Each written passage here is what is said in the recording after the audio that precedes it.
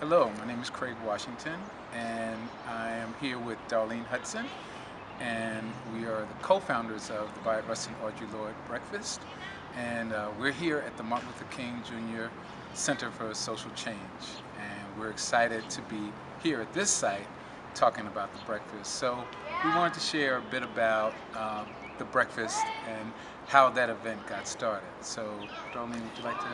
So we can get started, just so you know, the breakfast is the Bayard Rustin Audre Lorde breakfast that's been held now for 11 years, right? Yeah. And we started this in 2002. And we started this work basically because we both believe in those concepts centered around social justice and social change.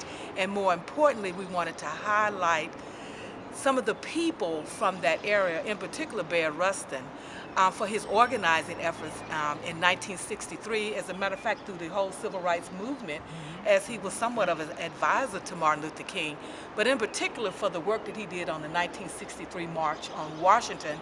This was an openly black gay man who organized this event under some direction from A. Philip Randolph. And as you know, as you can say now, it's history. And from my perspective, the organizing efforts of Bayard Rustin have been duplicated throughout history. Sure. People have had all types of marches on Washington, but he really, you help me now, he set the tone. He actually began that, and people have been trying to duplicate his efforts. Yeah. And this man organized from sack lunches all the way to Mahalia Jackson singing on, he wants me to look that, singing during the 1963, and everybody knows that the 1963 March on Washington, that's where King actually gave his I Have a Dream speech. So we lift up the name of Bayard Rustin because of the great work that he done around peace, around social justice. And Craig, what year was it that we added Audre Lorde? In 2008, we added Audre Lorde. Audre Lorde was a highly influential, amazing writer, teacher, organizer, radical feminist lesbian who really was effective at connecting the dots between different forms of oppression and helping people understand the common roots of oppression and understand that we can't do our work completely for complete social justice without working together, not as single issue, but on multiple issues. She brought all of her identities, all of her selves integrated into the work that she did. She was courageous in that she refused to, hide any of who she was to appease those who were not ready to accept her as she was fully. And by doing so, and by living that example, she teaches us, she inspires us to do the same.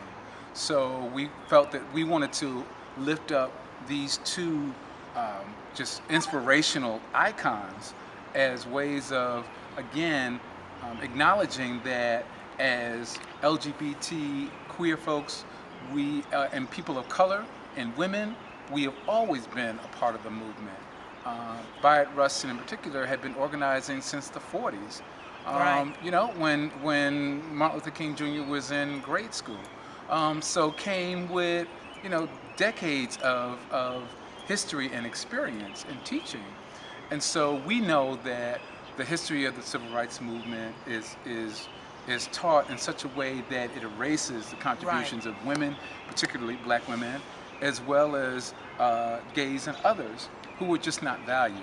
So we, in turn, when we developed this event, we wanted to give LGBT people that were going to be joining the march, we wanted to give them the opportunity to break bread and connect and fellowship, have a good meal, and also learn more about Bayard Rustin and Audre Lorde. And we were talking about Audre Lorde before we incorporated her name in the event, and other people who contributed to this work. And most importantly, for us to support each other around the work we're doing today.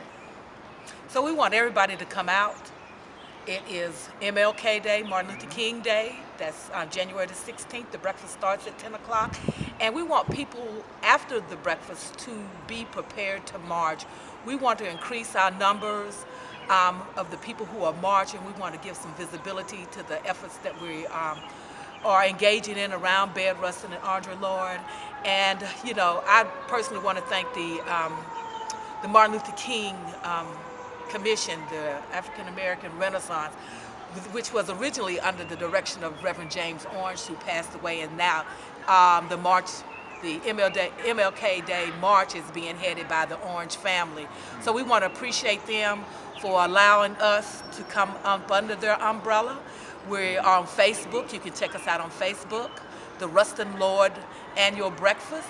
You can also get information from the MLK March site. It also talks to you about the breakfast.